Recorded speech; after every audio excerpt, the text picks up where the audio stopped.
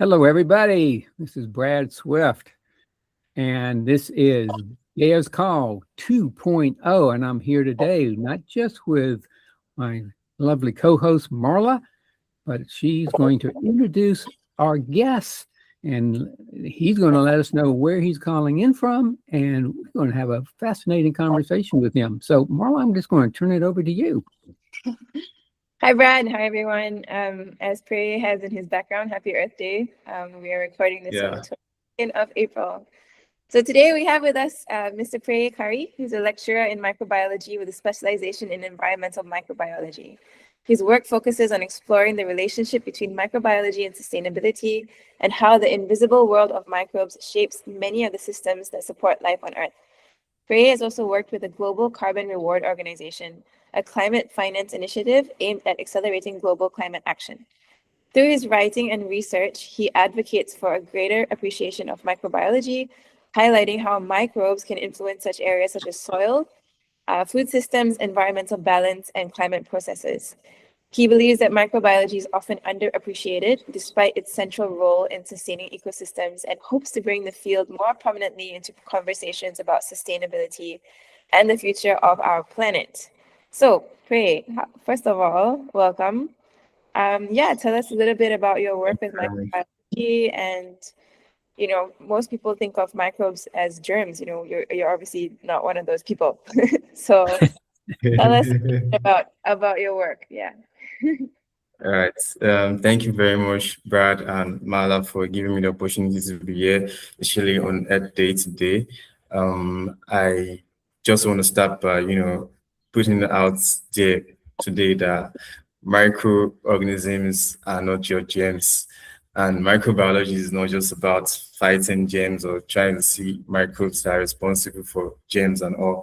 We basically have a PR problem and a branding problem. And today I'm here to, sensitize the public and tell everyone that microbes are actually more than that. Microbiology field as a whole, it's cuts across different aspects of life. It cuts across environmental, it cuts across industrial, it cuts across petroleum, a whole lot of field, and a whole lot of different branches. And also, first and foremost, microbiology is not just about germs. It's way more than that. So it's in here because it even translates to sustainability. So it has a linkage to sustainability in the sense that these days we're thinking of we're talking of greener ways in which we can use to fight greener alternatives which you can use in place of the contemporaries. And microorganisms is a profound solution to that. And the sooner people realize that, the better. Yeah. So how about you? How did you find microbiology and all these microbes? What was your story? Okay. So I would like to. Yeah. Okay. Yeah.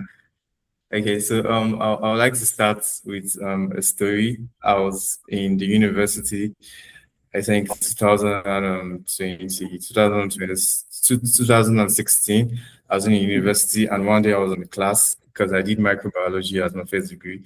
And one day I was in class, and the teacher walks in, and she was like, "Today we're going to be talking about petroleum microbiology." And I was like, petroleum microbiology, how does petroleum and microbiology correlate? And I thought deeply. And then when she started teaching, she talked about how microbes can actually be used in extraction of oil from an oil reservoir. And also how microbes can be used in cleaning up oil spillage and all. I was like, I think at that point in time, I was wowed by the abilities of microorganisms and what they can do. And I took interest. I developed a keen interest in knowing more about those tiny little organisms. I call them the invisible forces.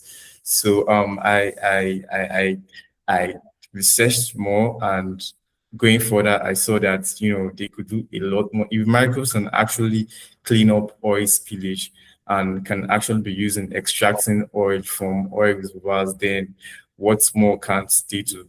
So I think it was that point was my breaking point and my and a reality check for me that microbes are just way beyond what we imagine them to be. So how do you think that we can change the whole PR branding of microbes, especially for younger kids, like especially if you say invisible forces, I like that. Yeah, how do we change microbes marketing? How do we market it? Thank you for that. Yeah, thank you for that creation. So I'm going to talk like a marketer now, as though I'm marketing one of one of the biggest, one of the potential biggest brands in the world. So basically, the next sensitizing the next generation is very important as sensitizing the present generation, because the microbiology field and microbiology stand a chance of losing its credibility and its relevance in the world. So the sooner we sensitize the younger generation now, the better for us. So we can basically tell the younger generation about this by integrating a whole lot of relatable practices in different curriculums, in microbiological curriculums. Like I'm writing a paper now about integrating sustainability in microbiology curriculum for the next generation, and it's all about bringing out new ways in which we can teach microbiology to this younger generation, so they can have a form of relatability, so they can actually see that microbes are not just weird things or abstract things, but you can actually use them to better life, and to also create new products, and to do a lot of things. Basically, the problem we have now is that these young ones don't know the function and the relevance of microbes in our society. We see food and we do not know that, okay, microbes are responsible for this food. So the younger generation and the next generation, they have to know the importance of microbes first of all, for them to develop an uncanny desire and a particular familiarity to these microorganisms. And then that's when we can break that stereotype that microorganisms and microbiology as a whole has in the world today. Yeah, I was just thinking back from my own experiences in my 70s, almost 77 years. Don't even remember how old I am all of a sudden. I didn't really get exposed to microbiology until I was in veterinary college. So didn't get really an exposure in school, high school, not even in undergraduate school. So in vet school, we had, courses in microbiology, but basically it was like, okay, here's how you fight the microbes. You've got this disease, it's caused by this microbe, this is the antibiotic or whatever. So, it's probably been just very recent years that I've started to realize how that there's some bad microbes that can kill you, but there's a lot more microbes that actually allow for life to happen here on planet Earth itself. So let's talk about those microbes. How do those microbes, why are they so important in our food production, for example? Yeah. Okay. Thank you for that little tutorial, little story, Brad. So microbes are really important here, even in terms of our food production. Very, very important, because they are microbes we call rhizobium microbes. They are necessary and important for food production, because without them, basically, our plants will not grow well. They do the invisible work when it comes to the growth of the roots, from the roots to the rhizobium area and all. So they are really important, because without them, our foods won't grow. We won't have a very large produce of fruits. So I think that's where their importance comes in, the roots. And then also aside that, in the soil, microbes have been, I think this is in relation to climate change. So there are some microbes that are in the soil that are good carbon sequestrers. So they sequestrate carbon and sinking carbon and all. It has been found out that microbes are very, very important when it comes to carbon sequestration. So these microbes actually control the in and out of carbon in the soil area. So the microorganisms are a very, very important aspect of the soil health. So whenever you're talking about the soil and anything in agriculture, microbes are at the forefront of it. And like you said, people don't really talk about that aspect of the soil, which it's something we need to change. When you talk about soil, you have to talk about microorganisms, because without microbes, you might not really have a good soil health, and at the wider scale of things, less production of foods and other green plants. So yeah, that's basically it. It is really, really important in the agriculture industry. Yeah, I guess the sad thing is that everybody just dumps fertilizer and weedicides and pesticides on top of the plants to make them grow. But what we need is actually microorganisms in the soil to regenerate and aerate the soil. And as you said, carbon sequestering and all these things that it does as a natural system. And I believe like today there's only like 50 harvests of soil that we have left because the soil has been so degraded. Yeah. Quite scary. Okay. 50 harvests for 8.2 billion people on the earth because of soil degradation. For the soil degradation, yeah, and the good thing is that microbes, they don't really, they just do their work. Like they don't need anyone to tell them to do their work. They do it by themselves. That's why I call them the invisible forces, because they quietly do their work without even being told to do so. You don't see them. That's why they are not really appreciated. Supposing we could see the work they do, like we could see them. Supposing they were visible, maybe we would have appreciated them more. But they aren't invisible. They are invincible. So when they do their work, they quietly do it, and we basically don't see them. Talk about the waterways.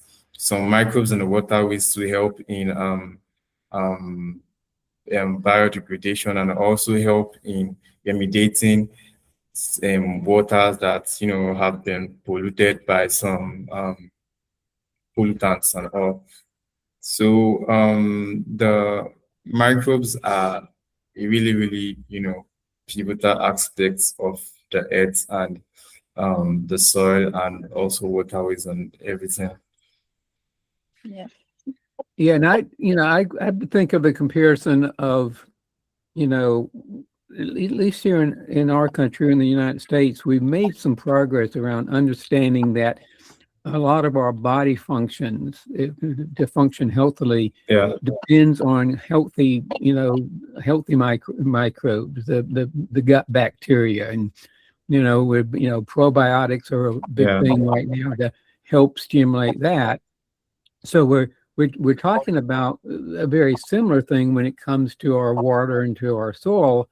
If we're concentrating killing those off because they're small and you can't see them, so they must not really exist.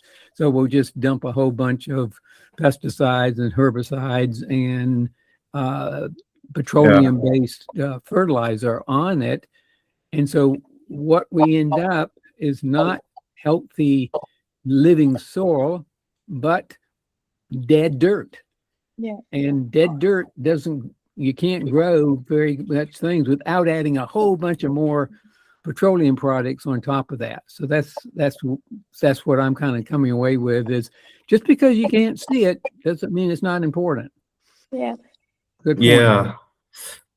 Yeah. And this so in microbiology, we actually have microorganisms that use these products as their own food.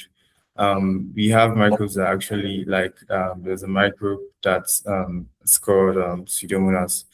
So you don't want to actually, you know, have the tendencies of using hydrocarbons as its own food. So hydrocarbon-based products are actually, you know, important to them because they take it in and then they produce byproducts. So the same products that, you know, might be harmful to the society or to human beings at large are really, really beneficial to some sets of microorganisms. So when they utilize them as a form of food, then they give off byproducts that are harmless to the society and to the environment. So that's a good thing about microorganisms. Yeah, nice.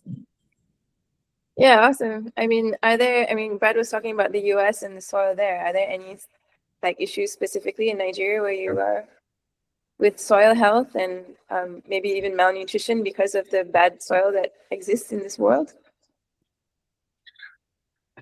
Okay, so in Nigeria as a whole, so Nigeria falls into the global south, and in the global south as a whole, but now in my own case in Nigeria, there is a really ravaging effects of petroleum degradation in terms of, you know, due to oil exploration from IOCs.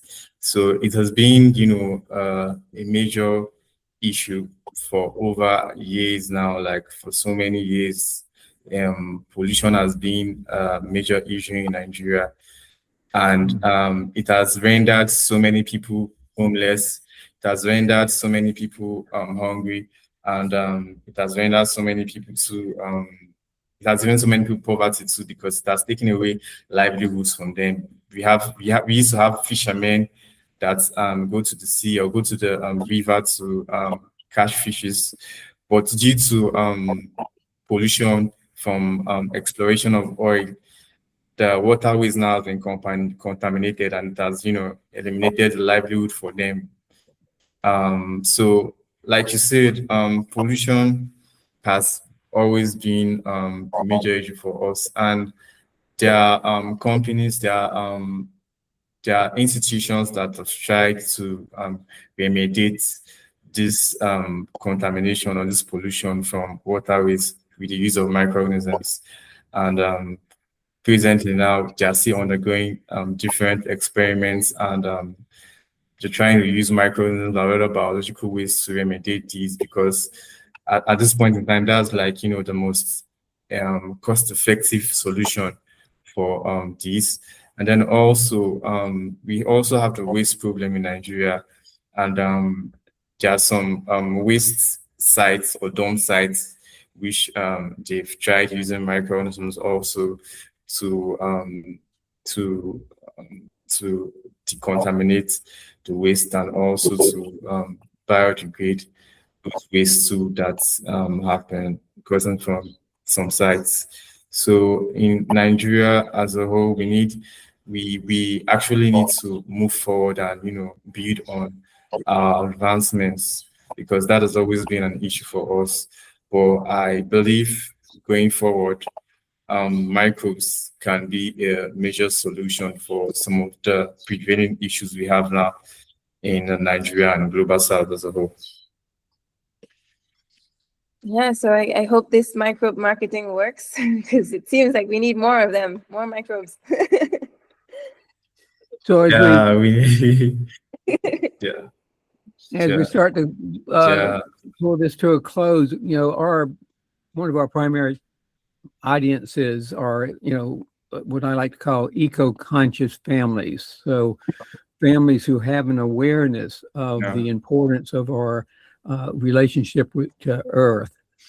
And one of the things that I kind of embrace more and more here of late is, you know, you can't, it comes back to the old adage, how do you eat an elephant? You eat it one bite at a time. And usually those are small bites. So what would be some baby steps that our eco-conscious family members could take to have a new relationship to the world of the microbes, and could actually start to implement some of some of this into their day-to-day life and in their gardening and in their own health? What would you suggest that they could do to start to have a friendlier relationship with the microbes?